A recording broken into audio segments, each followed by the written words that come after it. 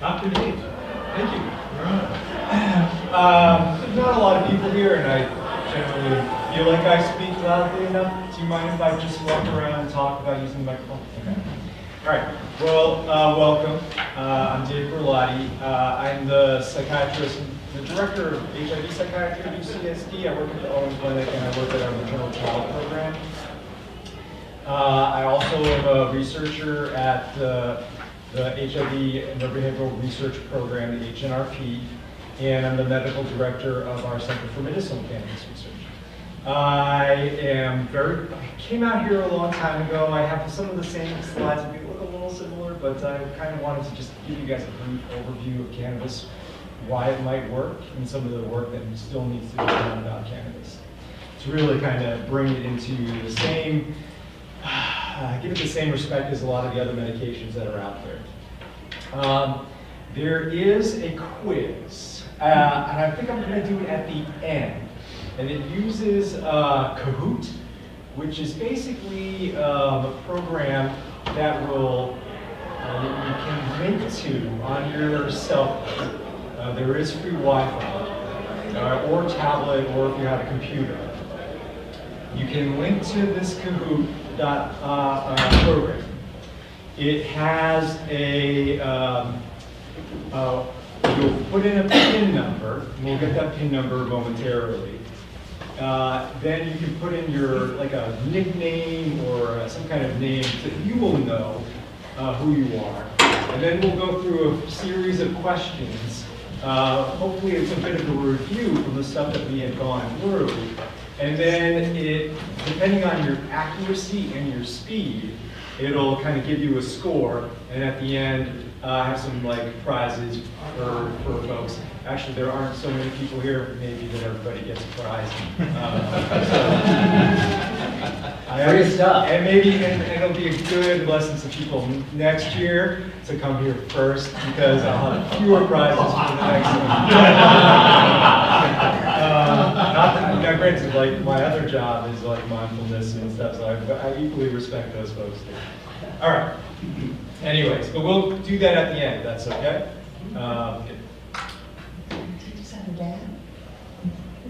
So, all right. So I'm going to really kind of introduce you to what the science is of cannabis, and particularly pay attention to the cannabinoids, which are the molecules in cannabis plant that we think has a lot of the medical properties. There are a lot of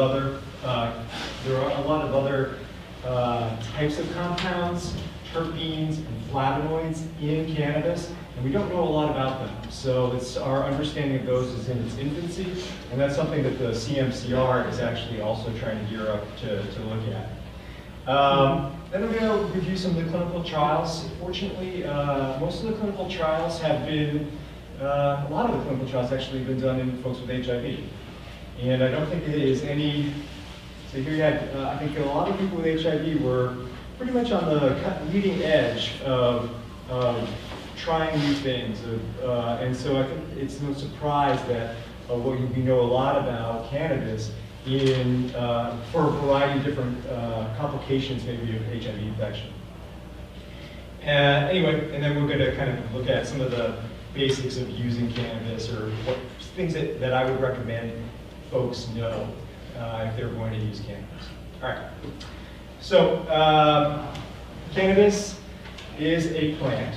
All right. You will have many cannabinoids in cannabis that are going to be coming from synthetic sources or from labs. All right. So just bear that in mind. But classically, and for thousands of years, cannabis has been used by people for its medical properties and also for its psychoactive effects, or to get high, essentially. You can inhale it, either by smoking or vaporizing it. You can also ingest it. It can be an edible. Now there are actually pills and liquids that are available in your pharmacy. The reason why it works is not because of any special kind of property of cannabis. It's actually that our body just naturally evolved a cannabinoid detection system in many of the cells throughout our body. It may be one of the most, these detectors or receptors, there are two of them, maybe the most abundant receptors in in the human body. And a lot of the communication that goes on between cells in our body and the way our organs work revolves these chemicals, little chemicals, that kind of talk through receptors. And this is particularly relevant for the brain. And as a psychiatrist, many people know, like, have heard of Prozac before. Well, Prozac works on serotonin. There's also, those are serotonin receptors. Well, this is the cannabinoid receptors. And they work they exist in a very similar way. They work differently, but they exist in a very similar space. Basically what they do is they kind of relax people, they chill out the brain. They don't necessarily, they don't only respond to cannabinoids from the cannabis plant. Our body makes its own cannabinoids. We call those the endocannabinoids, or the endogenous cannabinoids. Two most popular, two biggest ones are anandamide and 2-AG. They don't really look that similar to the chemical that comes from cannabis. So it's just a co-evolution of these things that we really don't have any good explanation for. What they do, though, is if this is like two neurons, so two cells in our brain. That's the way these cells communicate is by releasing these chemicals, okay? Chemicals are called neurotransmitter. So if, say I have stubbed my toe or something, or say actually I have neuropathy, and it's really like intense, like uncomfortable pins and needles feeling in my toes and feet. It will travel up my brain. It'll release neurotransmitter. I will experience pain and discomfort in the rest of my brain. And it may very well be that because of a lot of excitation from that system, from that cell that's kind of injured, that the cannabinoids, the endocannabinoids are released to try and slow it down, to try and quiet those very active cells. So it's a way of mellowing out the brain communication, help us relax, and help us help protect us from overstimulation. And that's essentially what the endocannabinoids do.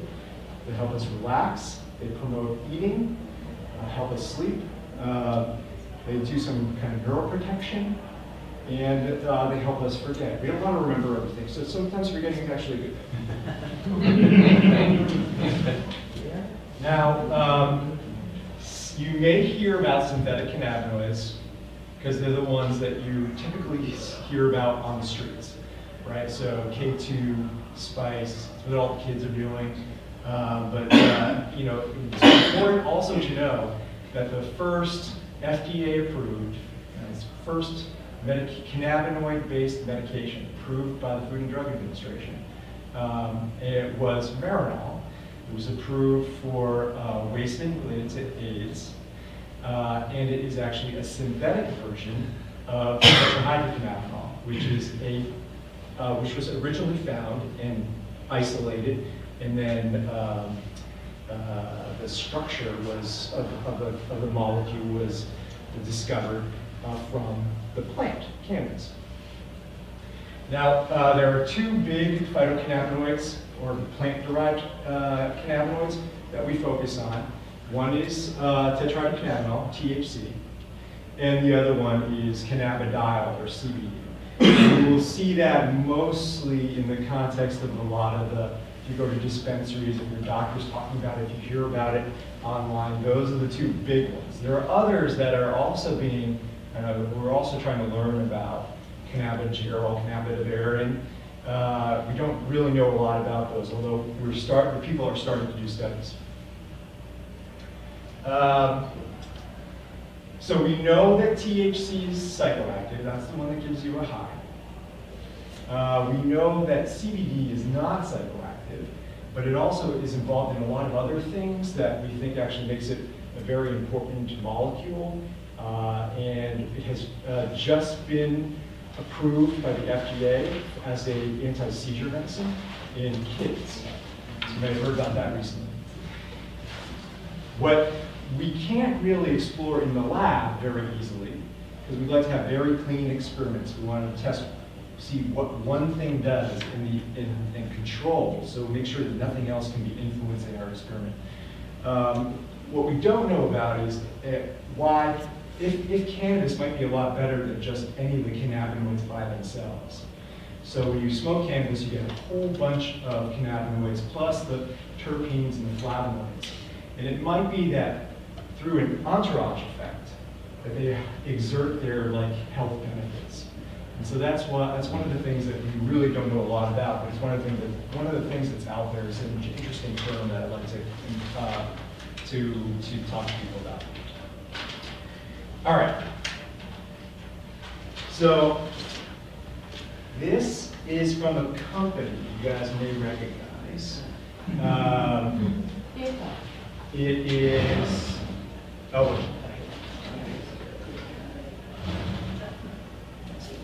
anyway, Lily. And yes, I heard it. What's a very remarkable thing about this picture? That's in 1913? The date stamp is 1913. Eli Lilly Company was making cannabis as a pharmaceutical company, as a pharmaceutical in 1913. And what they were promoting it for was analgesia, okay, pain relieving properties, hypnotic, helping with sleep, antispasmodic, it's basically like relaxation, and that would have a very different term today, because usually it would mean like you have a neurological condition that causes spasticity. And then a very powerful narcotic, so something that's going to alter your mind. It was subsequently in an effort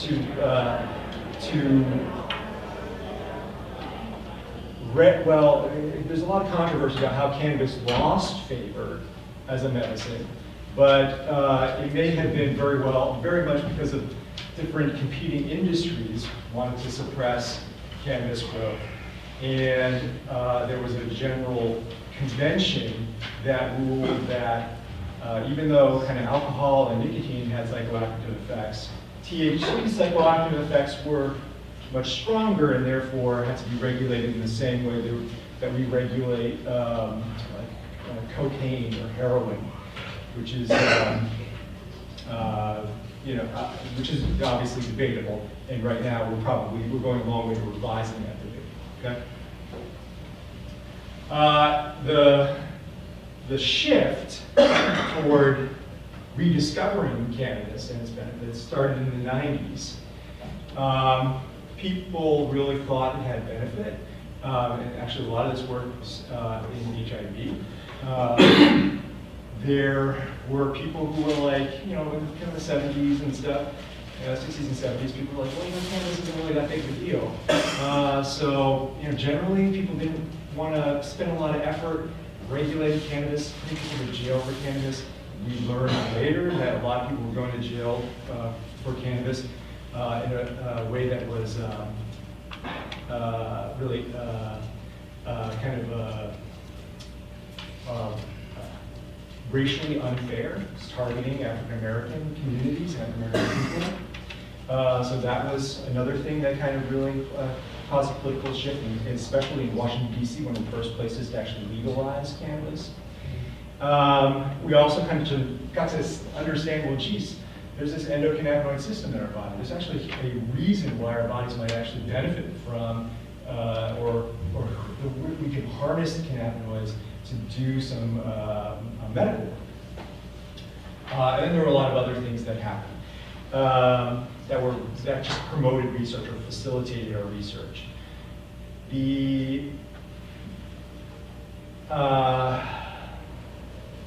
They're now pretty much it's hard to find any state, I think there are 4 left, that don't have some measure of a cannabinoid that you can use. Most of these states have a law. 33 states have officially recognized medical marijuana, but many of them are restricted to things that are primarily CBD, cannabidiol.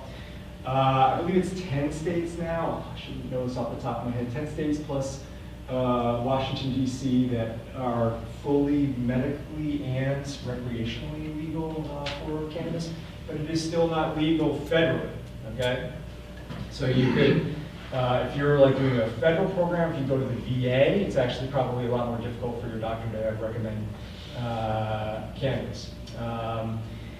The CMCR came into existence after California became the first state in 1996 to legalize the medical use of marijuana. And then 4 years later, one of the state senators said, gosh, we need a group that's going to be able to let us know if there's any like real science behind the benefits that people are having from cannabis. And so they created the CMCR. And then it just so happens that the state of California and the CMCR in particular are going to benefit from Prop 64. So Prop 64 was the legislation that that legalized adult recreational marijuana use in California. It was on the ballot in 2016. And then in 2018, January, the dispensaries opened because the retail cannabis was authorized. And from the tax revenue from recreational marijuana use sold at dispensaries, there's a $12 million a year that's set aside for research and $2 million a year that's going to the CMCR. In large part because of what we did with our original grant back in the early 2000s. So here are actually the summary of the research. So what happened with CMCR actually commissioned a bunch of studies all over California. And a lot of them were at UCSD, but also UC Davis and UCSF. Many of them looked at conditions related to pain, including 2 that looked at HIV neuropathy. And then the other thing too is back then we were just focused on THC. We really didn't focus on CBD. And so all of them were basically kind of looking at what's the benefit of THC. Here are some of the studies. This is Dr. Ron Ellis' study, basically showing that when you smoked cannabis that had THC in it, you actually had a 30% reduction in HIV neuropathy, the pain from HIV neuropathy. And this was compared to the placebo cannabis, which was basically like the cannabis leaf where they took out the cannabinoids. So it looked like cannabis and it kind of smoked like cannabis, but it was a placebo. So that was one study. And then in another study in San Francisco, they actually replicated it. So it's the same finding, a 30% reduction in pain. So it's got 2 studies which show basically the identical thing in 2 different places. One of my mentor actually, Mark Billsley, who's an anesthesiologist at Davis, he actually did 2 studies. He looked at how much the concentration mattered of cannabis. So he looked at higher concentration cannabis to see if it helps with pain. So that was the 7% here. And he compared it to 3.5% THC. So that's a lower strength cannabis. And basically what he found was that 7% was just as good as 3.5%.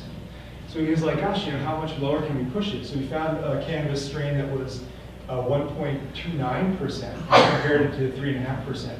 And even the very lowest dose of cannabis was actually helpful to relieve pain. And what happened was with these folks, the people who were on the lowest dose, they didn't really feel high, so they had less of that sensation. And it didn't have as great of an effect on their thinking. Cannabis, we know, can kind of cause memory impairment. It can make people,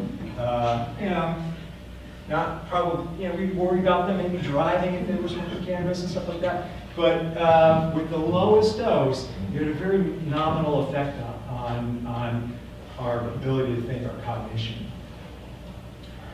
So, all in all, it looked as if cannabis was just as good as some of our other treatments that doctors prescribe every day for neuropathy, including gabapentin, which is a classic one, all right? And then a medical student who I work with, he did a study basically taking all the data together, looking at side effects, looking at costs, both out-of-pocket insurance-related costs, looking at the potential benefits, looking at other treatments. What he found was that cannabis actually a pretty cost-effective treatment for neuropathic pain. That generally speaking, the benefit we get in quality of life, if you're experiencing neuropathy, actually, if you smoke, if you're using cannabis, will exceed the cost. So there's maybe an economic rationale to make the decision to try cannabis for neuropathy. If, in this case, in this model, if you add it on top of some of the other treatments that you're taking. So in particular in here, what he found was if you have neuropathy, the recommendation is to start off by treating it with fluoxetine, which is Cymbalta. But if that fails, you try another agent. If you add cannabis to that, then you're going to have a much better, it's far more cost-effective in the long run than if you don't use cannabis. Was this always smoked or you had edibles? These were all smoked studies in this one, but we have some vaporization studies, so the different way of inhaling cannabis. And as far as there are some of the studies that mix in like the edibles, but they were not controlled in the same way. We're doing one right now, actually. And so I can talk about a little bit about that. So I want to remind people who were here earlier, we're going to try to hold questions until the very end, so we can make it easy. Well, I think we're pretty good on time, but I do want to make sure there's time for the quiz. So. See, that's what it is. I'm a professor, and that's great. Anyway, so just as a summary, when we look back at all of the studies that we did, all of them showed a benefit. There were basically lots of studies on pain, most of them neuropathic pain. We also did a study in multiple sclerosis, which showed a benefit of cannabis in relieving spasticity related to multiple sclerosis. Many of them were smoked. People had cough and throat irritation. We think some of that might be alleviated by vaporization, because there's not like the combusted products, the burning products. And like of course, like that stuff is probably not going to be very, very relevant if you had an edible. But some of these other things were also, we found that they were very temporary. And in general, when you think about other medications that are doing the same thing, like for example, opioid pain medications, cannabis in comparison is not that much different, and quite honestly, they have a more favorable side effect profile. Because of the work of the CMCR, this is the National Academy of Sciences, they commissioned a big study to look at what we know about cannabis and its benefits. And they found that there was conclusive evidence that cannabis has been useful for chronic pain and spasticity in multiple sclerosis. And if you think about what Eli Lilly was talking about back in 1913 and compared it to what we know today, it was very, very eerily similar. Okay. The other thing that they talked about was that Eli Lilly promoted cannabis for was sleep. And here we actually, the National Academy of Sciences, this esteemed group of scientists who got together and looked at every article about cannabis. They also found that there was moderate evidence to support the use of cannabis, at least in the short term, for improving sleep. The asterisk there. Good question. So the asterisk was, so the study, the report was done in 2017. So a large part of the studies were actually done prior to that. And they didn't include the cannabidiol studies for the severe epilepsies, which showed very robust, very good findings, and won this particular version of cannabidiol FDA approval. So it's something that you would be able to pick up in your pharmacy.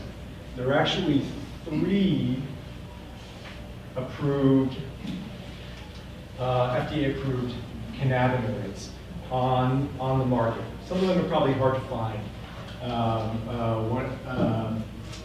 The nabilone, I don't really see that used very much.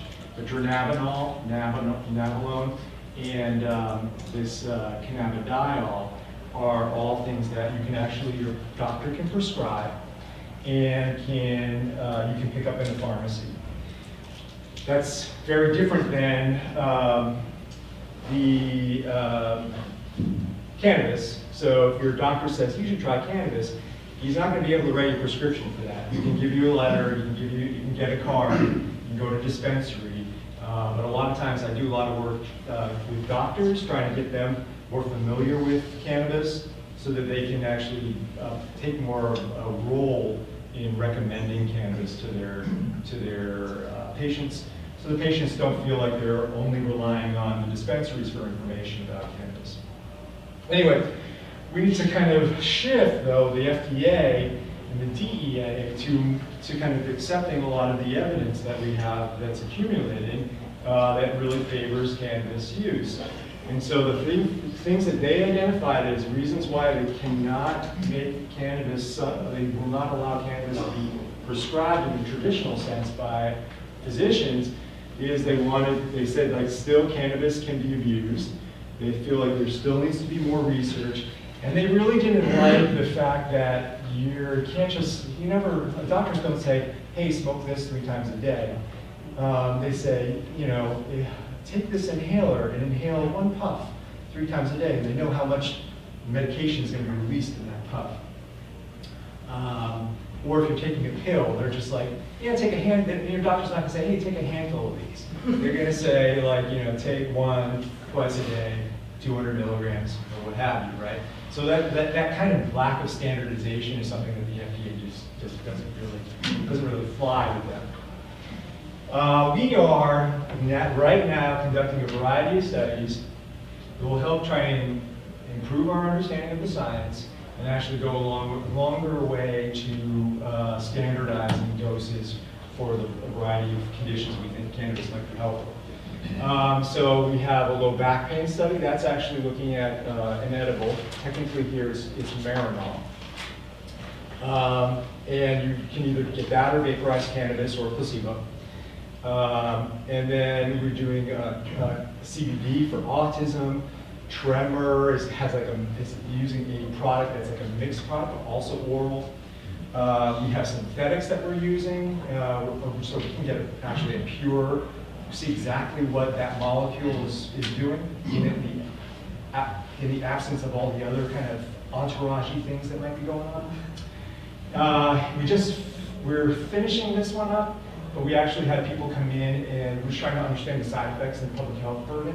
So, what happens when you actually smoke cannabis? So people came in, they got either 13% THC cannabis cigarette, 6% THC cannabis cigarette, or placebo cannabis cigarette. And then we had them do virtual reality driving. And we had the California Highway Patrol come in, and they gave the drug recognition experts did exams to see if they looked impaired or not. Generally, doses for THC start low, go slow. 5 milligrams is generally what people recommend if you're going to a dispensary. If you're going to do CBD, the doses that you get in dispensaries, I don't know what the scientific, they may be doing something, we really don't know. A 5 milligram dose of CBD is actually is insignificant compared to the clinical trial doses that we use, which are 600, 800, 1,000, 2,000 milligrams a day. We bankrupt people at most dispensaries, which are selling very expensive CBD products. So yet to know whether the low dose is actually very effective. We have to do those studies. And then this inhalation stuff, we have in a lot of our trials, people have to do this like procedure where they inhale for 5 seconds and then hold for 5 seconds and then exhale and then they rest. So we're trying to control the way that they actually inhale the medication. But one of our studies are just like, okay, here, just try and smoke it. You got 10 minutes to, if you want to finish this joint, go ahead. If you don't, whenever you're good, stop. Very like kind of important because the way the kind of drug gets into your body is very different if you smoke it versus if you do an edible. So if you do an edible and you don't feel anything, it's because you're going to feel it 2 to 4 hours later. And a lot of people are getting in trouble because they're saying, I'm not getting anything. They finish their whole cookie and then they're in the hospital. They're in the emergency room and they're calling the ambulance saying, What's happening to me? What's happening to me? And what's happening is that you took too much. Nobody, as far as I can tell, has died from a cannabis overdose. People have died from a synthetic cannabinoid, K2, spice, that kind of stuff overdose. All right, so that's very different. Lots of recommendations if you're using cannabis. Keep it in a secure location. Talk to your doctor if you feel like you're getting addicted to it. You feel like you have to use more. Very kind of standard stuff. We want the doctors to kind of be on board with this. We want you guys to be on board with this as well. Lots of resources out there for folks who are curious. Colorado, which has had cannabis legalized longer than we have, has great information out there about their experience throughout the state. Here's our team. Dr. Grant is really the director. He does the H&RP studies and the CMCR studies as well. He's a mover and a shaker. Just stepping down as chair of our department at age 76. Still going strong. He's going to stay on as our H&RP and CMCR director, but we'll have more time for his family, and they're going strong too. We are recruiting. If you guys are interested in learning more about the study, somebody can contact you if you give us your contact information. There are plenty of pens to go around, plenty of pieces of paper. You can grab one, you can give me the form, and then one of our recruitment team will get in touch with you. There's some stuff for H&RP and CMCR. Generally what we do is if you call, we kind of get some basic information, hear what you're interested in, and then we kind of see if you're eligible for any of our studies. And we can even talk to a lot of folks about, depends on the study, but there are different funding available for logistics. So if you're coming from Palm Springs, sometimes it's going to be a little, it may not be possible for us to reimburse you for mileage or something like that. But for some of the studies, they have built that in, and you might want to do that. All right. So does everybody have their cell phones handy? We'll go to the. Do we have questions now, or? Do you want that later? Let's do. I think let's get this quiz done so I can get the prizes out. Okay. And I want to share. all right. What's the? Just Kahoot. So go to kahoot.it or download the app. But right now, you probably just go to kahoot.it on your browser, on your smartphone. And it should ask you for a PIN. And our PIN today is 186812.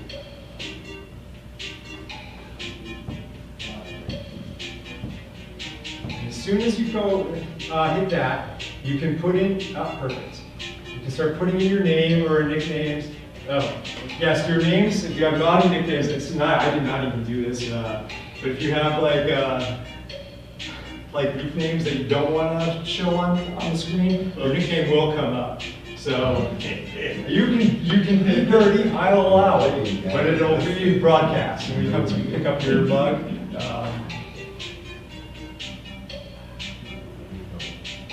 oh.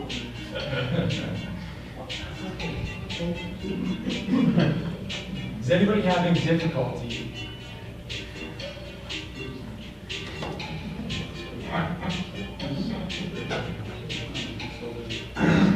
Yeah.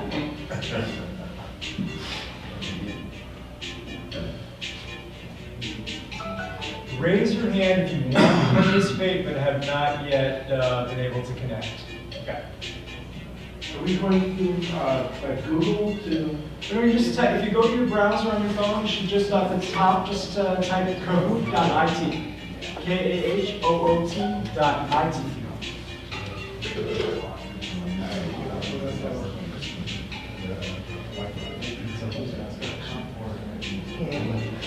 You met Donald Abrams? I have not met him. I hear he is, I mean, he's fierce. Yeah. He was, he did the other immunotherapy study, yeah. And he's still, like, I think, lecturing, like, on cannabis for all the people in, I was on the CPCR in Canada years ago. Yeah, very passionate. He and Kathy Mulligan have two great stories about the first trials they did. Yeah, yeah.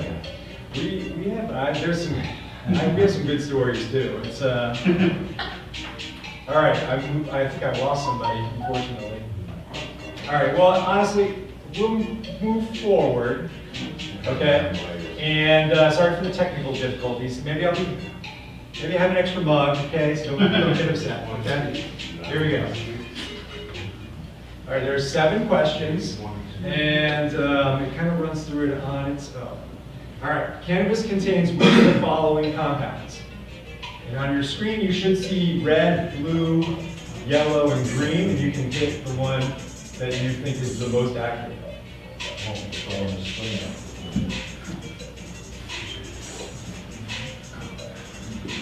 It says there's 2 bags. Good job, guys. Exactly, cannabinoids, terpenes, and flavonoids. Of course, we do focus on the cannabinoids, so that's one's not. It's not only, but it is. You may not have been here for the first part of our talk. All right, sunshine in the lead. All right, here we go. Next one. How many cannabinoid detectors, known as receptors, does the human body have?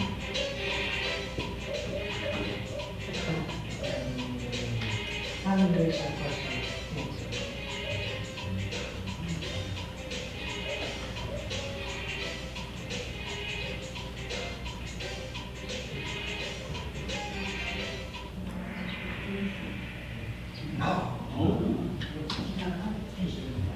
Two. 2 is the correct answer. All right. Johnny's, okay. Which of the following is found in cannabis and is capable of getting someone high?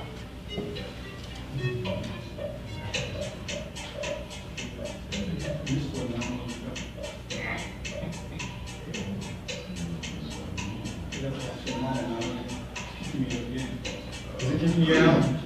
Let's just won't proceed, it's like correct. All right. Yes. So THC is the one that'll get you high. CBD we don't think does that. Psychedelol is a thing I made up, and then alcohol is not. Alcohol is not found out today. All right. All right. Readers out there on the pack. How many cannabinoid-based medicines have been approved by the U.S. Food and Drug Administration? 0, 1, 2, or 3?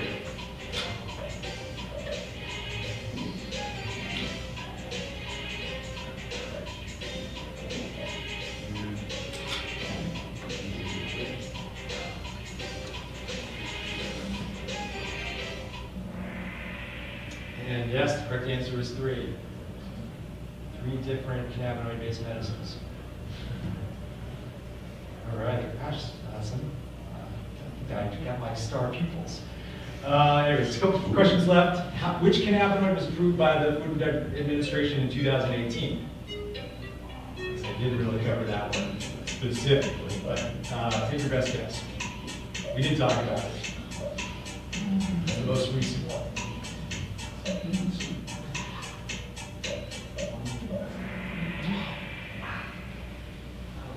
Yes, cannabidiol.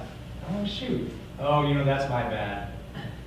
It's cannabidiol, and I think I just had it incorrect. All right, everybody lost that one. All right, so I don't feel so bad. And I will correct the record. All right, last. Nope. According to experts, there's conclusive evidence that cannabis helps with which condition? Conclusive evidence.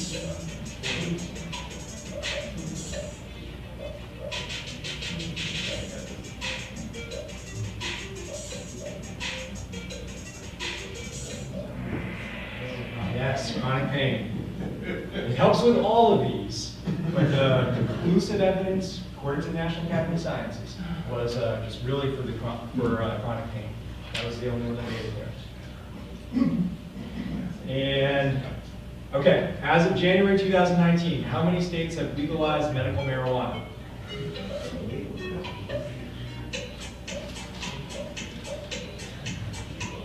Choose the best answer. I know I said there's some form in most of the states, but there was true legislation in this many states.